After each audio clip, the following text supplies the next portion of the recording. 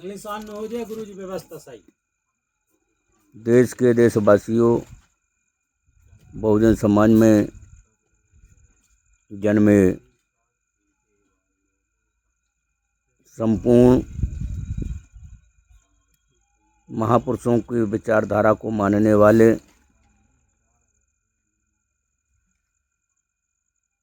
और बुद्धिज्म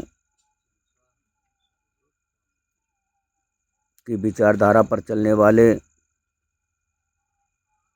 समस्त बुद्धिस्ट, अम्बेडकरी, फुले, पेरियर, रामास्वामी नायकर, पेरियर ललन सिंह यादव, बहुजन नायक कांशीराम, संत गाड़गे, संत कबीर साहब, संत गुरु रविदास जी की मूल विचारधारा को मानने वाले भाइयों, आज देश में भयावही स्थिति बनी हुई है। देश की धरती पर आतंकवादी जो अपने आप को सनातनी कहते हैं, उस सनातन को बदनाम करने में लगे हुए हैं। जो सनातन एक इतना पवित्र शब्द है, वो सनातन बुद्ध के साहित्यों में हजारों जगह पर सनातन का उल्लेख किया गया है और उस पवित्र सनातन में जो सनातन शब्द प्रेम और भाईचारा सिखाता है, जो सनातन शब्द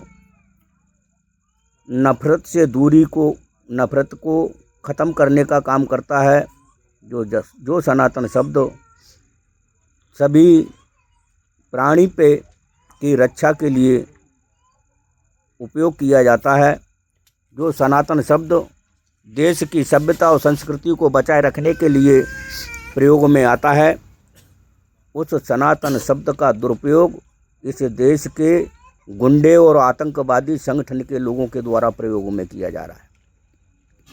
वे गुंडे हैं आरएसएस के, वे गुंडे हैं हिंदू महासभा के, वे गुंडे हैं विश्व हिंदू परिषद के। इन गुंडों के द्वारा उन शब्दों का प्रयोग किया जा रहा है। कौन सा? जो सनातन है। सनातन के शब्द को, पवित्र शब्द को बदनाम न करें। ये फिर से उनको चेतावनी है कि इस सनातन के पवित्र शब्द को छोड़ दें। ये शब्द तुम्हारे बाप का नहीं, ये शब्द बुद्ध का है, ये शब्द बुद्ध की वाणी का है, बुद्ध के ग्रंथों में है। तुम्हारे किसी ग्रंथ में सनातन का प्रयोग नहीं किया जाता है। तुम्हारा कोई शब्द में सनातन नहीं है। तुम देश विरोधी हो, तुम राष्ट्र के विद्रोही हो, तुम जातवादी हो, तुम आतंकवादी हो, तुम मानवतावाद के विरोधी हो, तुम संप्रदायिक हो, पूर्ण रूप से डकैत हो, चोर हो, लुच्चे हो, लफंगे हो, बलात्कारी हो। ये बलात्कारी अनिल मिश्रा, ये डकैत अनिल मिश्रा, तेरे जैसे गुंडे में जूते इतने पड़ेंगे कि तू बाबा साहब अम्बेडकर को बदनाम करने का नाम भूल जाएगा। याद कर ले, तुझ में जूते पड़ेंगे। और ये यहाँ का मध्य प्रदेश का शासन और केंद्र की सरकार तुझे संरक्षण दे रही है। अगर ये मध्य प्रदेश की सरकार संरक्षण नहीं दे रही है तो उस गुंडे के विरुद्ध आज तक कार्रवाई क्यों नहीं हुई? ये मोहन सरकार बताए, आज तक क्यों नहीं? उसके ऊपर रासुका का मुकदमा दर्ज होना चाहिए, उसके ऊपर एट्रोसिटी एक्ट का मुकदमा दर्ज होना चाहिए, उसके ऊपर दुनिया के ऐसा कोई भी प्रकरण नहीं बचना चाहिए जो उसके ऊपर दर्ज ना हो। वो बाबा साहब अम्बेडकर एक वो महान व्यक्तित्व, जो महान व्यक्तित्व सारी दुनिया का व्यक्तित्व है। इस देश का प्रधानमंत्री विदेशों में तो कहता है कि बाबा साहब अम्बेडकर दुनिया के महानायक हैं। जब देश के अंदर बाबा साहब अम्बेडकर के विरुद्ध तेरी पार्टी को सपोर्ट करने वाले लोग, तेरे संगठनों को सपोर्ट करने वाले लोग बाबा साहब अम्बेडकर के खिलाफ जब आवाज़ करते हैं, बुरी बुरी घिनौनी बातें करते हैं, तो उनके विरुद्ध कार्रवाई क्यों नहीं करवाता? क्यों नहीं उसके खिलाफ कार्रवाई हो रही है आज तक? ये बताए मध्य प्रदेश की सरकार, मोहन सरकार, क्यों नहीं हो रही है उसके खिलाफ सरकार कार्रवाई? क्या तुम देश में जातवादी दंगा करवाना चाहते हो? क्या तुम देश में वर्गवाद का दंगा करवाना चाहते हो? एक तरफ तो इसने अपने साधुओं की फौज खड़ी कर रखी है, वे नंगे पंगे साधुओं की, जो गांजा पीने वाले साधुओं की, अंधे साधुओं की, जिनको आंखों से तो दिखता नहीं है, और वो इस तरीके की बातें करता है। वो रामभद्राचार्य, एक वो छतरपुर का साधु है, वो अपने आप को हिंदू राष्ट्र बनाना चाहता है। तो हिंदू राष्ट्र बनाने वाले, तो ये बता के तेने अपनी बहन को मुसलमान को कैसे ब्याह दी? जो भाजपा आरएसएस के जितने भी नेता हैं, विश्व हिंदू परिषद के जितने भी नेता हैं, अधिकांश उन नेताओं की लड़कियां मुसलमानों को ब्याही हैं। तुमने मुसलमानों को दामाद बनाया है और तुम हिंदू राष्ट्र की बात करते हो। तुम भारत के विरोधी हो, तुम भारत के वासी नहीं हो, तुम विदेशी हो। तुम विदेशी हो, सुधर जाओ। ये भारत की धरती पर अपने आप को सुधर जाओ। ये धरती बुद्ध की है। तुमने बुद्ध की धरती पर जितना आक्रमण किया है, जितने बुद्ध विहारों को लूटा है, जितने बुद्ध विहारों को तोड़ करके तुमने हिंदू मंदिर बना लिया है, कहीं अंग्रेजों, कहीं मुसलमानों के शासन में गुलामी करके, कहीं अंग्रेजों की चमचागिरी करके, तुम अंग्रेजों के गुलाम तुम थे। तेरा BN राव खुद में अंग्रेजों के स्कॉलरशिप पे पढ़ा विदेशों में, और अंग्रेजों के ही वहाँ नौकरी की उसने। वो कहाँ से भारत का संविधान लिखने वाला बन गया? तेरे बाप दादे आज तक भारत राष्ट्र के निर्माण के लिए कोई काम नहीं किया। तुमने हमेशा राष्ट्र को तोड़ने का काम किया, तुमने गुंडागर्दी फैलाने का काम किया है। सुधर जाओ। बुद्धिज्म कहता है कि बैर से बैर कभी शांत नहीं होता है। तो सुधर जा अनिल मिश्रा, और अनिल मिश्रा के चाहने वाले चंगू मंगू गुंडो, सुधर जाओ। इसमें ही तुम्हारी भलाई है। नहीं, वो दिन आने वाला है, भारतीय जनता पार्टी की सरकार सारे जीवन भर नहीं रहेगी इस देश में। भारतीय जनता पार्टी की सरकार आने वाले चुनाव में पूरे देश की लोकसभा में 2-4 सीटों को जिता लेना ही तुम्हारे लिए मुश्किल हो जाएगा। और मैं देश के देशवासियों से कहना चाहता हूँ, भारत के मूल निवासियों से कहना चाहता हूँ कि भारत के मूल निवासियों, आप एकजुट हो जाओ, अपने सारे संगठनों को भूल जाओ, अब इस काम के लिए लग जाओ कि भारतीय जनता पार्टी का कोई भी सदस्य कहीं से भी नहीं जीतना चाहिए, ग्राम पंचायत का पंच नहीं बनना चाहिए, वार्ड का सरपंच नहीं, पंचायत का सरपंच नहीं बनना चाहिए, जनपद का सदस्य नहीं बनना चाहिए, और जिला का सदस्य नहीं बनना चाहिए, किसी भी विधानसभा का विधायक नहीं बनना चाहिए, और लोकसभा का सदस्य नहीं बनना चाहिए। एक भी ब्राह्मण को चुन के नहीं आने देना, और जो ब्राह्मण को जितवाने का काम करेगा वो ब्राह्मणों का ही वंशज कहलाएगा। वो अपने मूल भारत का वंशज नहीं होगा, वो भी विदेशियों का खून होगा, विदेशी ब्राह्मणों का खून होगा जो ब्राह्मणों को जितवाने का काम करेगा।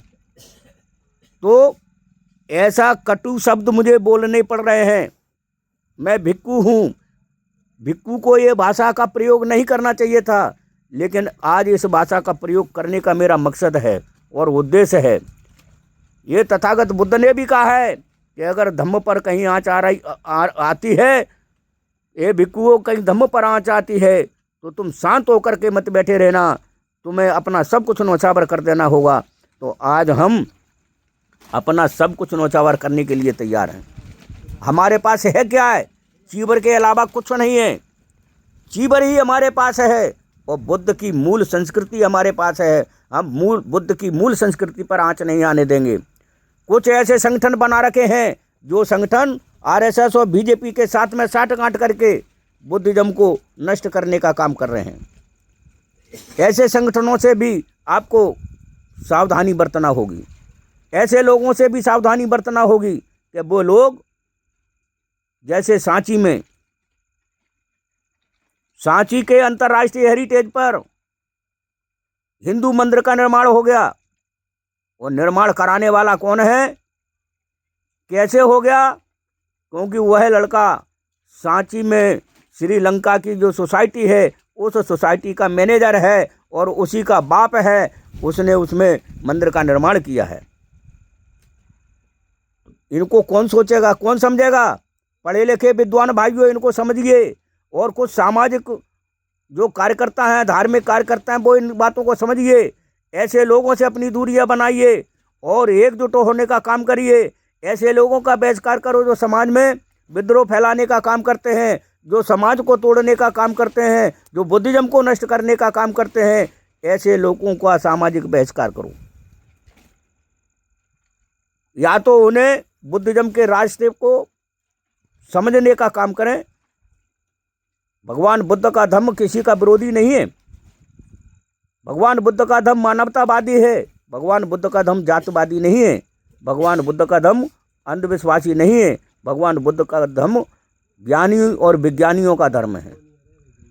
भगवान बुद्ध स्वयं विद्वान थे, ज्ञानी थे, उनको बुद्धत्व प्राप्त हुआ और उन्होंने ध्यान साधना के सभी को करने के लिए कहा। आज जितने भी वर्गों के लोग हैं, तमाम विपश्यना साधना केंद्र जो बने हुए हैं, उन विपश्यना साधना केंद्रों में सभी धर्म संप्रदाय के लोग जाते हैं। वहाँ किसी को रोक टोक नहीं है। लेकिन यहाँ भारत की धरती पर ये हिंदू कह करके और जिनको हिंदू कहते हैं उन्हीं के साथ ये दुराचार करते हैं, उन्हीं के साथ जाति भेद करते हैं, उन्हीं के साथ अन्याय करते हैं, उनको मजबूर करते हैं। उनको घर उजाड़ने के लिए ये उन्हें मजबूर कर देते हैं। उनके घर भी उजाड़ दिए जाते हैं, उन्हें नंगा कर दिया जाता है, उनकी ज़मीनें छीन ली जाती हैं, उनको जाति के नाम पे दंगा किए जाते हैं, संप्रदाय के नाम पे दंगा किए जाते हैं, मंदिर में नहीं घुसने दिया जाता है और कहते हैं कि तुम हिंदू संस्कृति पे हमला हो रहा है, हिंदू संस्कृति पे हमला हो रहा है। कौन की हिंदू संस्कृति? क्या है हिंदू संस्कृति? हिंदू संस्कृति माने गुंडों की संस्कृति, हिंदू संस्कृति माने आतंकवादियों की संस्कृति, हिंदू संस्कृति माने जातवादियों की संस्कृति, हिंदू संस्कृति माने अपराधियों की संस्कृति। मानवता की संस्कृति नहीं है। अगर मानवता की संस्कृति होती और तुम हिंदू होते तो ये दबे कुचले समाजों के ऊपर तुम्हारा अन्याय अत्याचार नहीं होता, तुम्हारा उनके साथ भाईचारा होता, तुम्हारा उनके साथ भ्रातृत्व होता, तुम आज अम्बेडकर के विरोधी न होते। तुम अम्बेडकर विरोधी क्यों हैं? अम्बेडकर ने तुम्हारे बाप की जागीर छीन ली है? क्या छीना है अम्बेडकर ने? अम्बेडकर ने सबको समानता का अधिकार दिया है। तुम्हारी औरतों तक को तुम्हारे हिंदू धर्म में कोई समानता का अधिकार नहीं था। तुम लोग अपनी औरतों को भी पैर की जूती समझते थे, लेकिन बाबा साहब डॉक्टर अम्बेडकर ने सभी महिला वर्ग को समानता का अधिकार दिया। बाबा साहब अम्बेडकर ने संविधान में किसी एक जाति विशेष को अधिकार नहीं दिया है। बाबा साहब अम्बेडकर ने सभी जातियों को अधिकार दिया है, सबको समानता का अधिकार दिया है, क्योंकि तुम्हें समानता स्वीकार नहीं है। तुम आतंकवादियों को समानता स्वीकार नहीं है, तुम्हें असमानता स्वीकार है। तुम जातवाद को स्वीकार करते हो और तुम उसी को बढ़ावा देना चाहते हो, इसलिए बाबा साहब अम्बेडकर का तुम विरोध करते हो। तो बहुजन समाज के लोगों, जागो और इन मनवादियों का बहिष्कार करो।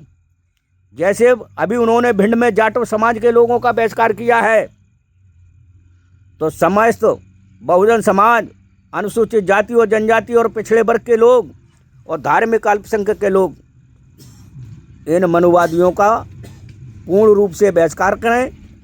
इनको अपने यहाँ ना आने दें। इनको भी आप बहिष्कार करना सीखो। वैसे ये हमारा सिद्धांत नहीं है कि हम किसी का बहिष्कार नहीं करते। हम सभी को एकजुट करना चाहते हैं, एक साथ रखना चाहते हैं। लेकिन अगर कोई इस किस्म का व्यक्ति है जो समाज में नफरत का बीज बो रहा है और नफरत का बीज बोने का काम किया जा रहा है, ऐसे आदमी को बहिष्कार करना भी ज़रूरी है। ऐसे लोगों का बहिष्कार करें, यही मैं आप सभी से अपील करता हूं। आप सबको अपील करता हुआ मैं अपनी वाणी को विराम देता हूं। सभी को सादर नमो बुद्धाय। जय भीम, जय भारत, जय संविधान।